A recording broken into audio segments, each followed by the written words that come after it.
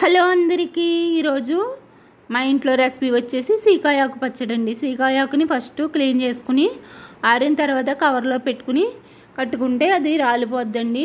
అంటే కోస్తాకి చేతికి ముళ్ళు గుచ్చుకుంటాయి. తర్వాత తాలింపు కోసం వెల్లుల్లిపాయలు, మిరపకాయలు, జీలకర్ర, ధనియాలు, మినప్పప్పు,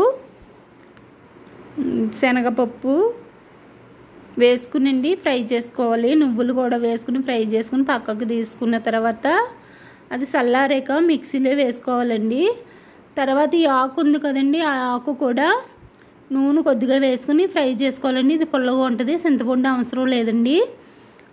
తర్వాత ఇది సి విటమిన్ ఉంటుందండి ఇందులో, కళ్ళుకి హెల్త్కి కూడా చాలా మంచిది. ఆకులు కూడా వేస్తారండి.